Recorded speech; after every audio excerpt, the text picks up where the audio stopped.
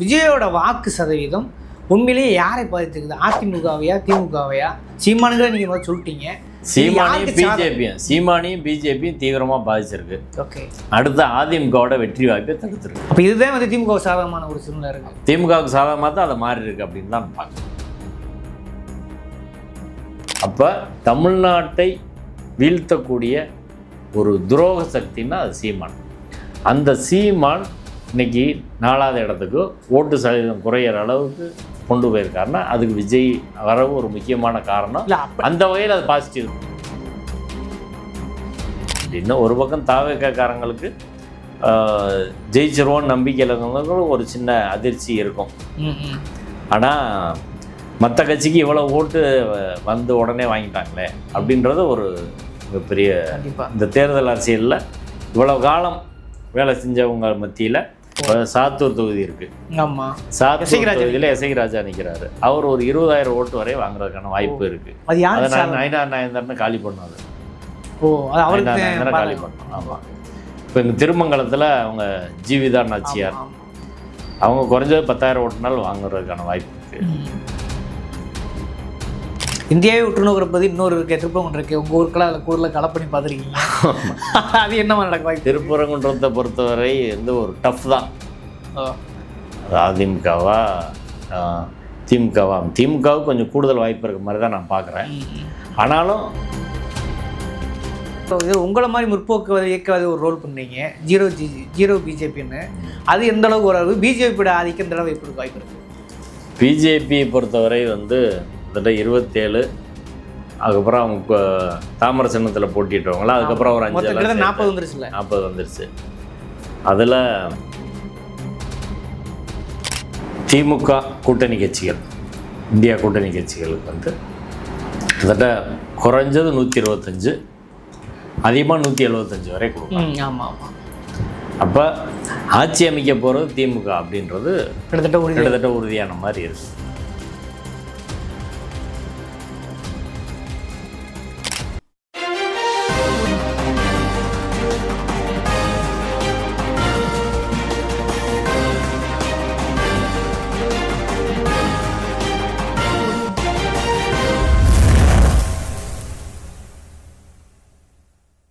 வணக்கம், இது அறத்தின் கழகம். இன்று நாம் சந்திக்கிற மிக முக்கியமான அரசு விமர்சகர், உயர்நீதிமன்ற வழக்கறிஞர் திரு வாஞ்சிநாதன் அவர்கள். சார் வணக்கம். வணக்கம்.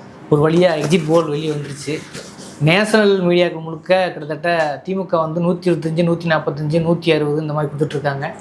அதே மாதிரியா நம்ம அதிமுகவையும் அவ்வளோ சரியாக மதிப்பிட்டுருக்கான்னு தோணுது. ஒரு 60, 70, 80 வரைக்கும் கொடுத்துருக்காங்க. டிவிக்குமே பார்த்தீங்கன்னா ஒரு சிலது 28 கொடுத்துருக்காங்க. ஒரு சிலது எக்ஸ்ட்ரீமாக ஏதோ ஒரு மீடியா போய் என்ன பண்ணுங்க, ஆனால் 90, 100ன்னு கொடுத்துருக்காங்க. என்ன நடக்குது? இந்த எக்ஸிட் போல் எப்படி பார்க்குறீங்க நீங்கள்? அது எதிர்பார்த்த மாதிரி தான் எக்ஸிட் போல் ரிசல்ட்ன்றது வந்திருக்குது. ஓகே, அதாவது திமுக ஜெயிக்கும் அப்படின்றது பொதுவாக ஒரு அரசியல் ரீதியாக பார்க்கக்கூடிய எல்லாருக்குமே ஒரு தெரிஞ்ச ஒரு விஷயமா தான் எல்லா விமர்சனங்களும் சொல்லக்கூடிய ஒரு பொதுவான கருத்து. இப்போ நான் எல்லாத்தையும் பார்த்தேன். இப்போ நேஷனல் மீடியா, இங்கே வந்து லோக்கலில் உள்ளவங்க எல்லாத்தையும் பார்க்குற போது திமுக கூட்டணி கட்சிகள், இந்தியா கூட்டணி கட்சிகளுக்கு வந்து கிட்டத்தட்ட குறைஞ்சது 125, அதிகமாக 175 வரை கொடுக்கும். ஆமாம். அப்போ ஆட்சி அமைக்க போகிறது திமுக அப்படின்றது கிட்டத்தட்ட உறுதியான மாதிரி இருக்குது. ஒன்று. ரெண்டாவது, அதிமுகவுக்கு ஒரு 45லேருந்து 85 வரை கொடுக்குறாங்க. மூணாவது, தாவேக்காவுக்கு வேறுபட்ட இதாக கொடுக்குறாங்க. ஒரு 10 இடத்துக்குள்ளே கொடுக்குறாங்க, 20 இடம் கொடுக்குறாங்க, சிலதில் 20க்கு மேலே கொடுக்குறாங்க. இதாக இருக்குது. இன்னொரு பக்கம் அவர் ஆட்சி அமைக்கிற அளவுக்கு போடுறது வந்து அது ரொம்ப நம்புற மாதிரி அது ஒன்றும் இல்லை. இதான் தாவேக்காவை பொறுத்தவரை பெரும்பான்மை இதான் முடிவுல இருக்குது. ஆமாம், நாம் தமிழர் மற்ற கட்சியெல்லாம் சேர்ந்து வந்து ஒரு 6 இடத்துக்குள்ள 6, 8 அதுக்குள்ளே வந்து அப்படி நிற்கிது. இப்போ இதில் அதிமுகவை பொறுத்து திமுகவை பொறுத்து என் கணிப்பு வந்து ஒரு திமுக கூட்டணியில் ஒரு 150 சீட் வந்து வருவதற்கான 140லேருந்து 150 வர்றதுக்கான வாய்ப்பு இருக்குது. அதிமுக 60லேருந்து 70 இடங்கள் வருவதற்கு வாய்ப்பு இருக்குது. இது போக மீத இடங்கள் வந்து தாவேக்கா ஒரு 10 இடத்துக்குள்ளே வர்றதுக்கான வாய்ப்பு இருக்குது. 10 இடத்துல வாய்ப்பு இருக்குன்னு 10 இடத்துக்கு உள்ள ஓகே 4 5 7 இப்படி வந்து இது பண்ணுறதுக்கான வாய்ப்பு இருக்குது. அதை தாண்டி போகிறதுக்கு இல்லை. வாக்கு சதவீதத்தை பொறுத்தவரை திமுக அதிக வாக்கு சதவீதம் இருக்கும். அதுக்கப்புறம் ஏடிஎம்கே, தாவேக்கா ஒரு 20% வாக்குகள் வாங்குறதுக்கான வாய்ப்பு 15-20% வாக்குகள் வாங்குறதுக்கான வாய்ப்பு இருக்குது அப்படின்னு நான் பார்க்குறேன். இதில் இன்னும் சில ஃபேக்டர்ஸ் வந்து தேர்தல் வந்த பிறகு தான் தீர்மானிக்கப்படும். ஒன்று சசிகலா ஃபேக்டரு என்ன ரோல் பண்ணியிருக்கு.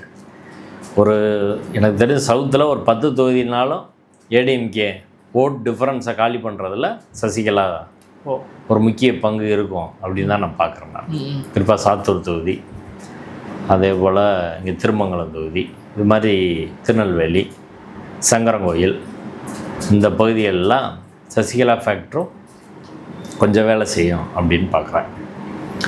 அப்புறம் புதிய தமிழகம் பெரிய லெவலில் இம்பேக்ட் பண்ண முடியாது, கொஞ்சம் ஓட்டு அப்படி தான் இருக்கும். மற்றபடி மற்ற கட்சியில் ஒன்று சொல்கிற மாதிரி வேறு ஒன்றும் இல்லை. வேல்முருகன் அங்கங்கே கொஞ்சம் ஓட்டு வாங்குறத தவிர பெரிய தாக்கத்தை வேல்முருகன் ஏற்படுத்துறதுக்கான வாய்ப்பு ரொம்ப 500 200 300 இந்த மாதிரி தான் வாய்ப்பு இருக்குது. ஆமாம், அப்படி தான் வாய்ப்பு இருக்குது தவிர அதை தாண்டி பெரிய தாக்கம் ஏற்படுத்துறதுக்கான வாய்ப்பு. சீமான் ஓட்டு சதவீதம் கண்டிப்பாக குறையுது, அது ஒன்றும் சந்தேகமே கிடையாது. போன தடவை 8ன்றத இந்த தடவை 5 4 கீழே அப்படி தான் வர்றதுக்கான வாய்ப்பு இருக்குது. இப்போ நீங்கள் திமுக ஓட்டு சதவீதம் கிட்டத்தட்ட அதே மெயின்டைன் பண்ணுது, ஏடிஎம்கே கிட்டத்தட்ட அதே மெயின்டைன் பண்ணுது. இப்போ தாவேக்கா ஓட்டு எண்ணிக்கை கூடுது அப்படின்னா அப்புறம் சீமானுக்கு அது குறைஞ்சா தான் தாவேக்கா கூடுறதுக்கான வாய்ப்பு இருக்குது. போன எலெக்ஷனில் முதல் தலைமுறை வாக்காளர்கள் எல்லாம் சீமானுக்கு ஓட்டு போட்டாங்க. திமுக பிடிக்காதவர்களும் அதை போட்டிருக்காங்கல்ல. ஆமாம், அப்படி தான் போட்டாங்க, வேறு சாய்ஸ் இல்லை. இப்போ இன்னொரு சாய்ஸ் விஜய் வந்து ஒரு ஸ்ட்ராங்காக வந்திருக்கும். இப்போ இன்னொரு 3வது வாய்ப்பாக விஜய் வந்து ஒரு ஸ்ட்ராங்காக வந்திருக்கிறாரு. அதனால் விஜய்க்கு தான் திமுகவுக்கு அடுத்து விஜய்க்கு தான் போகிறதுக்கான வாய்ப்பு இருக்குது, ஓட்டு அதிகம். அதுக்கு பிறகு கடைசியாக தான் சீமானுக்கு வர்றதுக்கான வாய்ப்பு இருக்குது. அதாவது சீமான் பெரியாரை எதிர்த்து இந்த கடந்த சில வருடங்களாக தீவிரமாக பிரச்சாரம் பண்ணார். 2 வருடங்களாகவே கடுமையாக பேசிகிட்டு இருக்காரு. ஆமாம், அதனால் வந்து பெரியாரிஸ்டுகள் டோட்டலாக எதுக்கிறது, அதில் இருக்க பெரியாரிஸ்டுகள் விலகிறது அப்படின்றதெல்லாம் ஒரு ஃபேக்டராக இருக்குது. ஐடியாலஜிக்கலாக அங்கே நிற்கிறவங்க அப்படின்றது கொஞ்சம் குறைவான எண்ணிக்கை உள்ளவங்க தான் இருக்கிறாங்க. அதனால் சீமானுக்கு வந்து கண்டிப்பாக வாக்கு சதவீதம் குறையும். இப்போ ஓவராலாக பார்த்தா திமுக ஆட்சிக்கு வரும், ஓகே, ஏடிஎம்கே அதே தான் மெயின்டைன் பண்ணும், ஓகே அப்படின்றதான். இப்போ சீமான் கூட்டணி கட்சிகளில் வந்து எதெல்லாம் ஜெயிக்கும் ஒரு இருக்குல்ல, பிஜேபி இருக்குது. இப்போ 80 சீட்டில் பிஜேபி எத்தனை வரும்ல ஒரு இருக்குது. அதே போல் பார்த்தீங்கன்னா திமுக கூட்டணியை பொறுத்தவரை அதிமுக இருக்குது. திமுக கூட்டணியை பொறுத்தவரை காங்கிரஸ் ஒரு சரிபாதி இடம் தான் வரும். 28ல் ஒரு 14-15 இடம் தான் காங்கிரஸ் ஜெயிக்க வாய்ப்பு இருக்குது. மீத இடங்கள்ல அவங்க தோக்குறதுக்கு தான் வாய்ப்பு இருக்குது. விசிகாவை பொறுத்தவரை ஒரு அதே போல் பாதி இடங்கள் 4க்கு 4 தான், 8க்கு 4 தான் வரும். 8க்கு 4 5 அப்படி வர்றதுக்கு தான் வாய்ப்பு இருக்குன்னு பார்க்கலாம். அடுத்து கம்யூனிஸ்ட் கட்சிகள் அவங்க அது 3 அல்லது 4 அவங்க வர்றதுக்கான வாய்ப்பு இருக்குது. அதே போல் மதிமுகவும் கொடுத்ததில் பாதி, தேமுதிகவும் கொடுத்ததில் பாதி வர்றது தான் வாய்ப்பு இருக்குது. இல்லை, வட தமிழ்நாட்டில் வந்து அவங்களோட ஆதிக்கம் இருக்குன்னு சொல்கிறாங்களே, அதாவது தேமுதிக முழுசாக வர்றதுக்கான வாய்ப்பு, கொடுத்த 10 சீட்டு வர்றதுக்கான வாய்ப்பு இல்லை, பாதி சீட்டு வர்றதுக்கு தான் வாய்ப்பு இருக்குது. இது துல்லியமாக சொல்ல முடியாது, அது நம்ம ஒரு உத்தேசமாக தான் சொல்ல முடியும், அப்படின்ற முறையில் தான் சொல்ல முடியும். இப்போ திமுக கிட்டத்தட்ட அவங்க ஒரு சிம்பிள் மெஜாரிட்டினால் அவங்களுக்கு வேணும். ஒரு 125 சீட்னால் திமுக சிம்பிள் மெஜாரிட்டியில் வந்தால் தான் கூட்டணி ஆட்சி இல்லாமல் இருக்கும். அப்போ அதுக்கு பிறகு வர்ற சீட்டுகள் தான் மற்றவங்களுக்கு போகிற மாதிரி இருக்கும். அதை கணக்கு பண்ணி தான் திமுக சீட்டே நின்றுருக்கிறாங்க.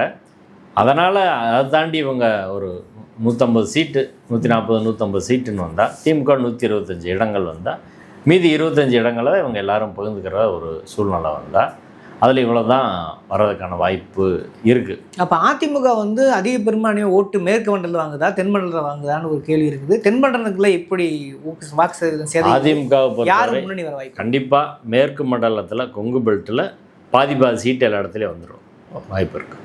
பாதி வருமா? பாதி ஒவ்வொரு மாவட்டத்தில் பாதி இடங்கள் அவங்க எடுக்கிறதுக்கு வாய்ப்பு இருக்குது. இங்கே சென்னை இந்த பகுதிகளெல்லாம் நார்த்தில் அவங்க வர்றதுக்கான வாய்ப்பு குறைவு. இங்கே சவுத்தில் காங்கிரஸ் நிற்கிற இடங்கள் இருக்குது பாருங்கள், அங்கே எல்லாம் அதிமுக ஜெயிக்கிறதுக்கு வாய்ப்பு இருக்குது. குறிப்பாக இப்போ சிலம்பட்டியில் உறுதியாக ஏடிஎம்கே ஜெயிக்க வாய்ப்பு இருக்குது. மேலூர் ஏடிஎம்கே ஜெயிக்க வாய்ப்பு இருக்குது. இது மாதிரி காங்கிரஸ் நிற்கிற இடங்கள் நிறைய இடங்கள். இப்போ கன்னியாகுமரி தொகுதி திமுக நின்னாலும் கூட அங்கே தலவாய் சுந்தரம் ஜெயிப்பதற்கான வாய்ப்பு இருக்குது. இப்போ இது மாதிரி சவுத்தில் காங்கிரஸ் நிற்கிற இடம், சில ஸ்ட்ராங் கேண்டிடேட் நிற்கிற இடம், அவங்க சொந்த செல்வாக்கு எல்லாம் சேர்ந்து சில இடங்களில் சவுத்துலேயும் கொஞ்சம் சீட்டு அவங்க வருவாங்க. இந்த கொங்கு பெல்ட்டு அதே போல் வட தமிழகத்தில் அதைத்தானே யாருமே கணிக்க முடியாமல் இருக்கு. இல்லை, பாமக ஓட்டு எப்படி ஸ்ப்ளிட் ஆகுது அப்படின்றது தெரியல. நான் ராமதாஸுக்கு பெருசாக ஸ்ப்ளிட் ஆகுன்னு நான் நினைக்கல. சின்ன கட்சி பெரும்பாலும் அன்புமணியோடு தான் இருக்கிறாங்க. அதனால் அங்கீகரிக்கப்பட்ட கட்சி இங்கே இருக்குன்றீங்க. அங்கீகரிக்கப்பட்ட கட்சி இருக்குது, பெரும்பாலான நிர்வாகிகள் அந்த பக்கம் தான் இருக்கிறாங்க. அதனால் ஓரளவு பாமக ஓட்டு ஏடிஎம்கேவோடு சேர்ந்து விழுந்து அங்கே ஓரளவு கொஞ்சம் சீட்டு வாங்குறதுக்கான வாய்ப்பு இருக்குது. அது பாமக பயனளிக்குமா இல்லையான்றது தெரியாது. ஆனால் ஏடிஎம்கேக்கு கொஞ்சம் பயனளிக்கும் வட தமிழ்நாட்டில். ஆமாம், தேமுதிக இல்லாத நிலையில் பாமக ஓட்டு ஒரு சப்போர்ட்டாக இருக்கும் அப்படின்றது. ஏன்னா சில ஊர் மொத்தமாக வன்னியர் இருப்பாங்க, அப்படி இருக்கிறப்போ மொத்தமாக அது ஏடிஎம்கேயும் பாமகவும் சேர்ந்து இது பண்ணுறதுக்கான வாய்ப்பு இதில் உங்களை மாதிரி முற்போக்கு இயக்கவாதி ஒரு ரோல் பண்ணுறீங்க, ஜீரோ பிஜேபின்னு. அது எந்த அளவுக்கு ஒரு பிஜேபியோட ஆதிக்கம் எந்த அளவு எப்படி வாய்ப்பு இருக்குது? பிஜேபியை பொறுத்தவரை வந்து கிட்டத்தட்ட 27, அதுக்கப்புறம் அவங்க தாமரை சின்னத்தில் போட்டிட்டவங்களா, அதுக்கப்புறம் ஒரு 40 வந்துருச்சுல, 40 வந்துருச்சு. அதில் அதிகபட்சம் வந்து அவங்க ஒரு 5 இடங்கள் வந்தாலே பெரிய விஷயந்தான். அப்படிங்களா? 40ல் 5 தான் வரும். 5, ஆமாம், 5 இடம் வந்தாலே பெரிய விஷயமாக தான் இருக்கும். குறிப்பாக பிஜேபியை மட்டும் பொறுத்து பெரும்பாலும் நாகர்கோவில் தொகுதி, கன்னியாகுமரி அதான் கன்னியாகுமரி மாவட்டத்தில் நாகர்கோவில் மட்டும்தான் அவங்க அங்கே பத்மநாபர்லாம் நிற்கிறாங்க, அங்கே ஜெயிக்க முடியாது. வானதி சீனிவாசன் அதான் இங்கே நாகர்கோவில் தொகுதி, அது நாகர்கோவில் எம்ஆர் காந்தி. இங்கே ஒரு வேளை வாய்ப்பு இருந்தால் கோவையில் வானதி வருவாங்களா இல்லைன்னு உறுதியாக சொல்ல முடியாது. எம்ஆர் காந்திக்கு வாய்ப்பு இருக்குது. ஏன்னா இந்த பக்கம் டிஎம்கே கேண்டிடேட் ஆஸ்டின், அதுக்கப்புறம் நாத்தாக்கா கேண்டிடேட்டு, டிவிகே கேண்டிடேட் எல்லாம் கிறிஸ்டின்ஸு. அந்த ஒரு சிக்கல் இருக்குது. அப்போ 3 பேர் கிறிஸ்டின் ஓட்டை பிரித்தாங்கன்னா அங்கே ஹிந்து ஓட்டு கன்சாலிடேட் ஆகி விழக்கூடிய ஒரு மாவட்டம் தான் கன்னியாகுமரி. இப்போ அங்கே அவர் ஜெயிக்கிறதுக்கான வாய்ப்பு இருக்குது. மதுரை ராமசீனிவாசன் உறுதியாக ஜெயிக்க மாட்டார். அப்படிங்களா? ஆமாம், மதுரையை பொறுத்தவரை ராமசீனிவாசன் ஜெயிக்க மாட்டார். அவர் ஏதோ சோசியல் இன்ஜினியரிங், ஜாதி ஈக்குவேஷன்லாம் அது முயற்சி பண்ணி பார்த்தாலும் கூட மதுரை மக்களுக்கு ஒரு தெளிவு இருக்குது. அதனால் கண்டிப்பாக அவர் ஜெயிக்கிறதுக்கான வாய்ப்பு இல்லை. அதுலேயும் சௌராஷ்டிரா ஓட்டு தான் அவர் முழுசாக நம்பி இருக்கிறாரு. சௌராஷ்டிராவில் நாம் தமிழர் கட்சியும் தாவேக்காவும் சௌராஷ்டிரா கேண்டிடேட் தான் போட்டிருக்கிறாங்க. அப்போ அவங்க ஒரு கணிசமான வாக்குகளை அவர்கள் பிரிப்பதற்கான வாய்ப்பு இருக்குது. அது பூமிநாதன் மதிமுகவுக்கு ஒரு வாய்ப்பாக இருக்கும். இந்தியாவை உற்றுநோக்கிற பற்றி இன்னொரு திருப்பரங்குன்றம் இருக்குது, உங்கள் ஊருக்கெல்லாம் அதில் கூடுதலாக கலெக்ட் பண்ணி பார்த்துருக்கீங்க. அது என்னமா நடக்க வாய்ப்பு? திருப்பரங்குன்றத்தை பொறுத்தவரை வந்து ஒரு டஃப் தான். அதிமுகவா திமுகவுக்கு கொஞ்சம் கூடுதல் வாய்ப்பு இருக்க மாதிரி தான் நான் பார்க்குறேன். ஆனாலும் அதிமுக வேட்பாளர் ராஜன் செல்லப்பாவை குறைச்சி மதிப்பிட முடியாது. நீண்டகால அரசியல் அனுபவம் உள்ள ஒரு நபர். அந்த தொகுதியை அவர் வேலை செஞ்சு வச்சுருக்கின்ற அடிப்படையில் பிஜேபி கொடுக்காம கேட்டு வாங்கி அந்த தொகுதியை எடுத்துக்கிட்டாரு. இப்போ அங்கே ஒரு டஃப்பாக இருக்கதா. செல்லூர் ராஜு, உதயகுமாரை கூட அடுத்த அமைச்சர்கள் முக்கியமான ஆள் அவங்க தான் தென்மண்டலத்தில். ஆமாம், அதான் செல்லூர் ராஜுவா அங்கே டிஎம்கேவா அப்படின்றத பொறுத்தவரை டஃப் தான். அது டஃப் தான். இது ஈஸியாக திமுக ஜெயிச்சிடும், ஈஸியாக ஏடிஎம்கே ஜெயிச்சிடும் அப்படின்னு சொல்ல முடியாது. உதயகுமாருக்கு அதான், உதயகுமாருக்கும் மணிமாறனுக்கும் அதே போல் டஃப்பாக தான் இருக்குது. சசிகலா ரோல் அதில் ரொம்ப பாதிக்க வாய்ப்பு இருக்கா? சசிகலா ஓரளவு வந்து பாதிக்க வாய்ப்பு இருக்குது. ஆனால் ஒரு குறைஞ்சது ஒரு 10,000 ஓட்டுனால அவங்க ஒரு தொகுதிக்கு வாங்குவாங்களா? சில கேண்டிடேட்டை பொறுத்து. இப்போ சாத்தூர் தொகுதி இருக்குது. ஆமாம், சாத்தூர் தொகுதியில் எஸ்ஐ ராஜா நிற்கிறாரு. அவர் ஒரு 20,000 ஓட்டு வரை வாங்குறதுக்கான வாய்ப்பு இருக்குது. அதை நயனார் காலி பண்ணாது. காலி பண்ணோம். ஆமாம். இப்போ இங்கே திருமங்கலத்தில் அவங்க ஜீவிதா நாச்சியார், அவங்க குறைஞ்சது 10,000 ஓட்டுனாலும் வாங்குறதுக்கான வாய்ப்பு இருக்குது. அது உதயகுமார் அதை தாண்டி வாங்குறாரா இல்லையா அப்படின்றது டஃப் ஃபைட் வர்ற போது அது கொஞ்சம் சிக்கலாக மாறுறதுக்கான வாய்ப்பு இருக்குது. இது மாதிரி அங்கே லோக்கல் கேண்டிடேட்டு செல்வாக்கை பொறுத்தும் ஒரு வாய்ப்பு இருக்குது. ஆனால் அந்த தேர்தல் இப்போ 4ஆம் தேதி ரிசல்ட் வந்தோடனே முக்கியமான பேசு பொருளாக எது இருக்க போகுது அப்படின்னா விஜய் வாங்கின ஓட்டு சதவீதம். அதான் இவ்வளோ ஓட்டு எந்த கட்சியும் கடந்து போக முடியாது நினைக்கிறேன். ஆமாம், 15 மேலே கடந்து போக முடியாது. ஆமாம், யாருமே கடந்து போக முடியாது. 15லேருந்து 20% அப்படின்னு ஒரு பக்கம் தாவேக்காரங்களுக்கு ஜெயிச்சிருவோன்னு நம்பிக்கையில் இருக்கிறவங்களுக்கு ஒரு சின்ன அதிர்ச்சி இருக்கும். ஆனால் மற்ற கட்சிக்கு இவ்வளோ ஓட்டு வந்து உடனே வாங்கிட்டாங்களே அப்படின்றது ஒரு மிகப்பெரிய இந்த தேர்தல் அரசியலில் இவ்வளோ காலம் வேலை செஞ்சவங்க மத்தியில் விஜய் இவ்வளோ ஓட்டு உடனே வந்து வாங்கியிருக்காரு அப்படின்றது ஒரு முக்கியமான ஒரு பரிசீலிக்கக்கூடிய ஒரு விஷயமாக தான் இருக்கும். இன்றைய தலைமுறை எப்படி சிந்திக்குது, அவர்கள் எப்படி வாக்களிக்கிறாங்க. பெரும்பாலும் நியூ ஓட்டர்ஸில் 80% தாவேக்காக தான் போட்டுருக்காங்க. அதில் ஒன்றும் சந்தேகமே கிடையாது. ஆமாம், அப்படி தான் சொல்கிறாங்க. அப்போ எப்படி அவங்க போனாங்க, அதில் எங்கே பிரச்சனை இருக்குது அப்படின்றது ஒரு முக்கியமான பேசு பொருளாக இருக்கும். இப்போ தமிழ்நாடு அரசியல் எதிர்காலத்தில் இதை மையப்படுத்தி அரசியல் பண்ணுறோம். ஏன்னா பொதுவாக இந்தியா முழுக்க பார்க்கும்போது சமூக நீதி மண், பெரியார் மண்ணுங்கிற ஒரு பார்வை தொடர்ந்து இருக்குது. ஆமாம், அது எங்கே மிஸ் ஆன ஒரு கேள்வி இயல்பாக வந்துடுது இல்லை. ஆமாம், அது அதாவது ஒரு அரசியல் படுத்தப்படாத ஒரு கூட்டம், அரசியல் படுத்தப்படாத ஒரு இளைஞர் கூட்டம் அப்படின்றது எப்படி உருவாச்சு. அதற்கு வந்து இந்த 2 கட்சிகள், குறிப்பாக 4 கட்சிகளும், திமுக, அதிமுக, காங்கிரஸ், பிஜேபி, இந்த 4 கட்சிகளுமே மக்களுக்கு அரசியல் இருக்கக்கூடாது, தேர்தலுக்கு ஓட்டு போட்டால் போதும் அப்படின்ற முறையில் தான் வச்சுருக்கிறாங்க. மாணவர்களுக்கு அரசியல் தேவை கிடையாது அப்படின்றதான்.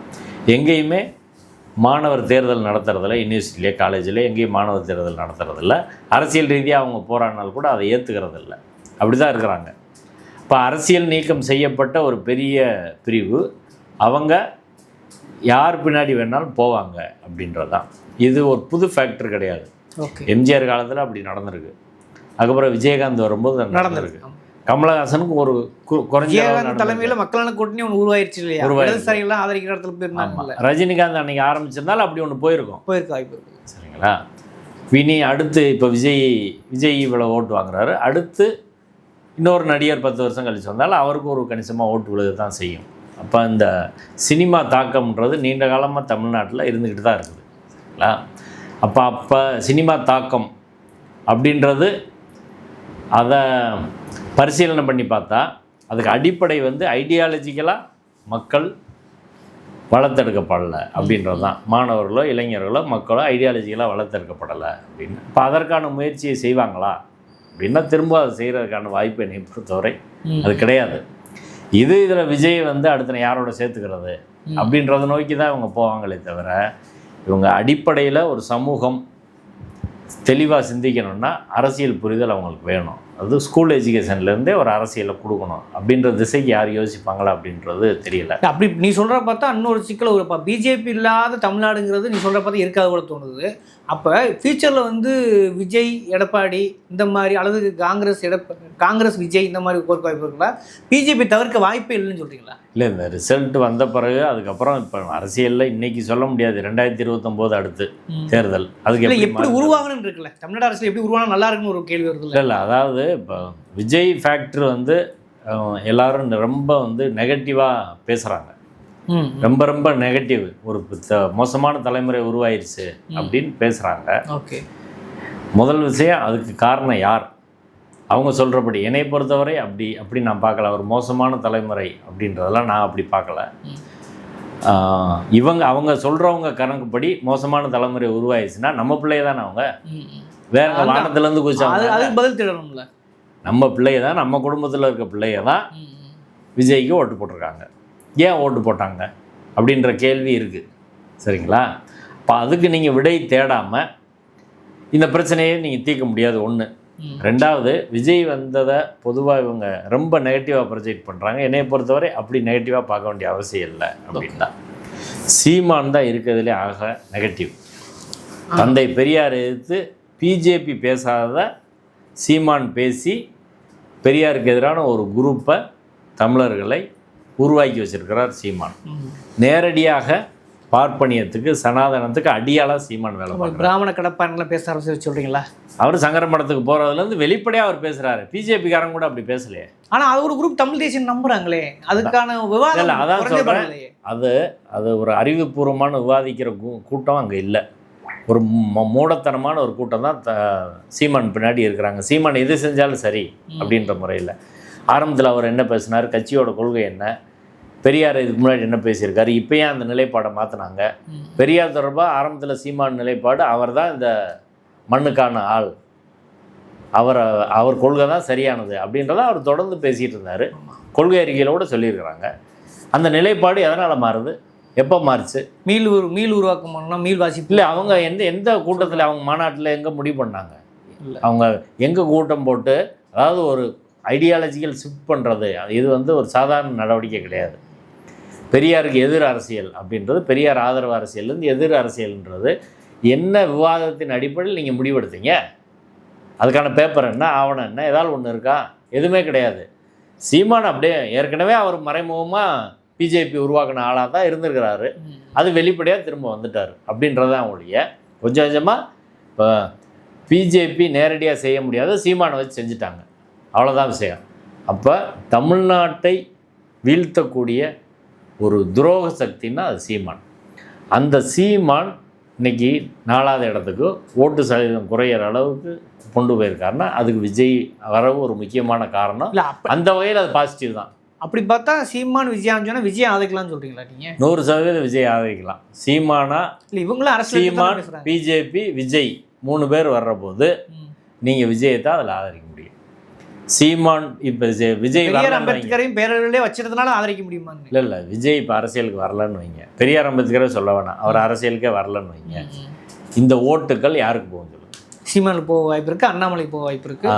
பிஜேபி, அண்ணாமலை அப்படி ஒரு இளைஞர்கள் அது மறுக்க முடியும். ஒரு புது அரசியலுக்கு அவர் நேர்மையாக அரசியல் பண்ணுவார் அப்படின்னு நம்பக்கூடிய ஒரு கூட்டத்தை அவங்க டெவலப் பண்ணுறாங்க. சரிங்களா? அப்போ சீமானும் அது போல் ஒரு கூட்டத்தை டெவலப் பண்ணுறாரு. இப்போ இங்கே 2 பேர் பின்னாடி போகிற ஓட்டு தான் இன்றைக்கி தாவேக்காவுக்கு போயிருக்கு. அதுலேருந்து இன்னும் கொஞ்சம் கூடுதலாக வந்திருக்கு, பெண்கள் ஓட்டு எல்லாம் வந்திருக்குன்னு வைங்க. அப்போ அது அவங்க 2 பேர் பின்னாடி போகிறன்றது ஃபாசிசத்தை நேரடியாக ஆதரிப்பது, இனவரியை, மதவரியை நேரடியாக ஆதரிப்பது, பெரியாரை வீழ்த்துவதை நேரடியாக ஆதரிப்பது. அந்த 2 பின்னாடி போகாமல் குறைந்தபட்சம் பெரியார் கொள்கை தலைவர், அம்பேத்கர் கொள்கை தலைவர் சொல்கிறதுனால தாவேகா உறுப்பினர்கள் பெரியாருக்கு எதிராக சீமான் மாதிரி பேசல. அது வாய்ப்பு இல்லை. ஓகே, அம்பேத்கருக்கு எதிராக பேச மாட்டாங்க. அந்தளவுக்கு ஒரு தலித் தலைவரை ஒரு குறைஞ்சபட்சம் எங்கள் லீடர் அப்படின்னு சொல்லியிருக்காரு. அந்த அளவுக்கு அது பரவாயில்லைன்னா கம்பேரிட்டிவில் தான். நீங்கள் திருமாவளவனா இங்கிட்டு மற்ற கட்சிகளானா திருமாவளவனை தான் நம்ம ஆதரிக்க முடியும். 100% ஐடியாலஜிக்கெல்லாம் நிற்கக்கூடியவர். அவர் பின்னாடி தான் தரலன்றால் நம்மளுக்கு மாற்று கருத்து ஒன்றும் இல்லை. அதே சமயம் அரசியலில் ஒரு மொத்தமாக தான் நம்ம ஒரு என்ன சொல்கிறது, ஒரு விசாலமான பார்வையில் தான் நம்ம பார்க்கணும். நம்ம விருப்பத்துக்காக அரசியல் ஏங்கிறது கிடையாது. ஆனால் பெரியார் அம்பேத்கர் சொல்லக்கூடிய அவர் இன்னைக்கு கூட பார்த்தீங்கன்னா சத்குரு விவகாரம், சம்ஸ்காரம்லாம் இன்னைக்கு கூட அது பூஜ்ய புனஸ்காரம், சோசியல் நம்பக்கூடிய அந்த விஷயத்துக்கு விஜய் அவங்க சொல்லியிருக்கிறாங்க. ஆனால் அவங்க கட்சியை இன்னும் ஐடியாலஜிக்கலாக டெவலப் பண்ணலை. ஐடியாலஜிக்கலாக டெவலப் பண்ணால் அரசியல் படுத்தப்படாமல் இருக்கிற ஒரு கூட்டமாக தான் அவங்க இருக்கிறாங்க. அரசியல் படுத்தப்பட்டு அந்த கொள்கையில் அவங்க போனாங்கன்னா தான் அவங்க காலத்துக்கு நிற்க முடியும். இல்லைன்னா விஜயகாந்த் ஃபஸ்ட்டு அப்படி வந்தார், திருப்பி எப்படி ஆச்சுன்னு பாருங்கள். அதை நோக்கி அப்படி போயிடும். ஐடியாலஜி இல்லாமல் அப்படி நிற்க முடியாது. ஒன்று.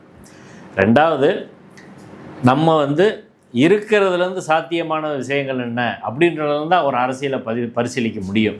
நம்ம அக விருப்பத்திலிருந்து இப்படி இருக்கணும் அப்படி இருக்கணும் அப்படிலாம் நம்ம பேச முடியாது. இப்போ விஜய் வந்திருக்கிறாரு, விஜய் பின்னாடி பல ஆயிரம் இளைஞர்கள் போயிருக்கிறாங்க. இது ஒரு யதார்த்தமான ஃபேக்ட். இந்த யதார்த்தத்தை அங்கீகரித்து நீங்கள் அதுலேருந்து என்ன செய்யறதுன்னு பேசணுமே தவிர, அப்படி இல்லாமல் நம்மளா கற்பனையாக ஒன்று நினச்சிக்கிட்டு பேசிகிட்டு இருக்க முடியாது. சரிங்களா? இப்போ இருக்கிற நிலைமையிலேருந்து தமிழ்நாட்டு அரசியலே அடுத்து எப்படி வளர்க்குறது அப்படின்னு தான் அது பார்க்கணும். விஜய் கட்சியிலே 10 பெரியாரிஸ்ட்டு போய் சேரணும். அவங்களை ஐடியாலஜிக்கலாக தயார் பண்ணணும். ஆர்எஸ்எஸ் அந்த வேலையை செஞ்சுருக்கோம். இப்போ நீங்கள் உங்களுக்கு தெரியாது, விஜய் கட்சியில் ஆர்எஸ்எஸ் ஆள் 2-3 பேர் இருப்பாங்க. இப்போ கூட நிர்மல்குமார் ஆர்எஸ்கார் தானே. அதான் அவங்க உடனே போயிட்டாங்கல்ல, ஏன் இந்த சைட்லேருந்து யாரும் போகல?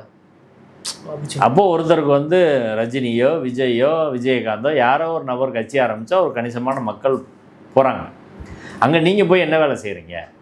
இப்போது ஒரு ஆர்எஸ்எஸ் போல் வேலை செய்கிறதுக்கு என்றைக்கு கம்யூனிஸ்ட்டுகளும் திராவிட இயக்கமோ முற்போக்காளர்களும் கற்றுக்கிறோமோ அன்னைக்கு தான் இந்த ஒரு நாட்டை பிடிக்கிற அளவுக்கு நம்ம வந்து வர முடியும். அதனால் பாலிட்டிக்ஸை ஒரு லார்ஜர் பெர்ஸ்பெக்டிவில் நம்ம விரிவான முறையில் தான் பார்க்கணும். அந்த வகையில் சீமானும் இன்னைக்கு பிஜேபி பெரிய சீனில் எல்லாம் போச்சுல்ல. ஆமாம், அது ஒரு முக்கியமான. விஜய் பேசு பொருளாக இருக்கிறாரு, பிஜேபி பேசு பொருளாகவே இல்லையே. இல்லைன்னா எப்படி வந்திருக்கோம்? விஜய் அந்த இடத்துல சாதம் செய்கிறார் தமிழ்நாடுன்றீங்களா? ஆமாம், அது உண்மைதான். அது நீங்கள் எல்லாத்தையும் ஒரே நெகட்டிவாக அப்படி பார்க்க வேண்டிய அவசியம் இல்லை. நீங்கள் விரும்பினாலும் விரும்பாட்டி அந்த ஃபேக்டர் வந்திருக்கு. இதுக்குள்ளே எப்படி கரெக்டாக அதை வழிநடத்தி கொண்டு போகிறது அப்படின்றதான் விஷயம். நம்மளுக்கு பெரியார் ஐடியாலஜி இருக்கணும், அவ்வளோதான். அதை எல்லா இடத்துலையும் கொண்டு போய் எப்படி கொண்டு வர்றது? இப்போ ஆர்எஸ்எஸ் எப்படி வேலை செய்யுது? நீங்கள் ராமர் கோயில் கட்டுறதை எல்லா கட்சிக்காரங்களும் கும்பாபிஷேகத்தை கூப்பிட்டாங்க, பிஜேபி மட்டும் இல்லை. இப்போ காங்கிரஸ் எல்லாம் மறுத்த போது ஆர்எஸ்எஸ் என்ன சொன்னாங்கன்னா, நீங்கள் கட்சி அரசியல்லாம் விட்டுறணும், எல்லோரும் நீங்கள் இதுக்கு வரணும் அப்படின்னு பேசுகிறாங்க. நீங்கள் கட்சி அரசியல் என்ன வேணாலும் பண்ணீங்க, ஆனால் எல்லோரும் ராமனை அக்செப்ட் பண்ணு, நாங்கள் பண்ண பாபர் மசீதி இடிப்பை அக்செப்ட் பண்ணு அப்படின்றதான். அந்த மேலாண்மை நீ ஒத்துக்க, இந்த நாட்டின் அரசியல் பார்ப்பனியம் தான், அதை நீ பார்ப்பனிய மேலாண்மையை ஒத்துக்கன்றதான் அவங்க ஆர்எஸ்எஸ் சொல்கிறது. நீ எந்த கட்சியும் மாறி மாறி வந்துக்க, அது பிரச்சனை இல்லை. ஆனால் இந்தியாவின் தத்துவம் என்பது சித்தாந்தம் என்பது பார்ப்பனியம் தான். அது அந்த மேலாதிக்கத்தை ஒத்துக்கிட்டு யார் வேணாலும் அரசியல் பண்ணிக்க, உங்களுக்குள்ளே மாறி மாறி வாங்க, எங்களுக்கு பிரச்சனை இல்லை அப்படின்னு சொல்கிறது தான். அந்த மாதிரி ஆர்எஸ்எஸ் அரசியல் செய்கிற போது நாம் எப்படி அரசியல் செய்யணும் அப்படின்றது இருக்குது.